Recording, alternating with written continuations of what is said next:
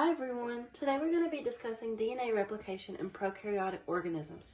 Prokaryotes are single-celled organisms. It's very important to know the structure of DNA before we get into DNA replication. DNA consists of two groups of nucleotides bonded together with hydrogen bonds.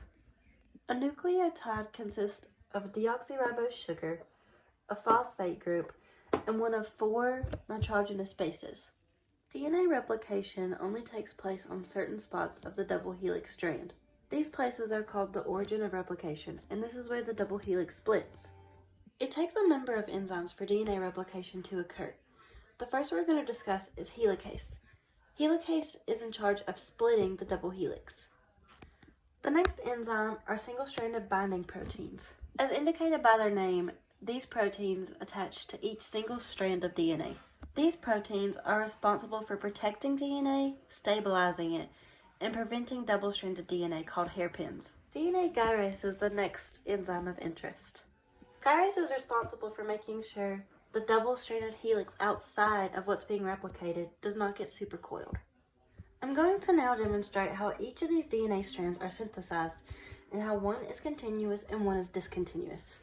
As you can see in the original strands of DNA, one strand goes from 5' to 3', and the other strand goes from 3' to 5'. This is because the two strands of DNA are anti-parallel.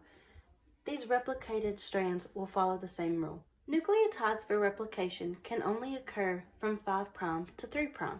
In saying this top strand of DNA that is being replicated would be the continuous strand, because this replicated DNA is always going to be running from 5' to 3'.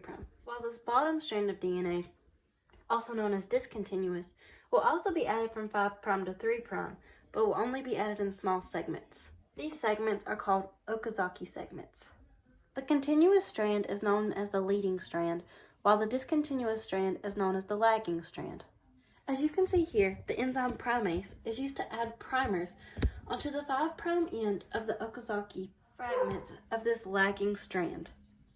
You might be wondering what exactly is adding these nucleotides to make replication possible. Well, that is all thanks to DNA polymerase III, as you can see on the top and bottom strands. DNA polymerase III is actually what is responsible for most DNA synthesis. You also might be wondering how these discontinuous fragments on the lagging strand become connected. Well, that is all thanks to DNA polymerase I. The role of DNA polymerase I is to remove the primer that was added to the 5' end of the Okazaki fragments on the lagging strand. With the removal of the primer, the strand is able to connect. If DNA polymerase I was not working properly, not only would you have multiple discontinuous strands, you would also have RNA added into the sequence via the primers. With the combination of everything we just discussed, DNA will continue to be replicated on down the strand.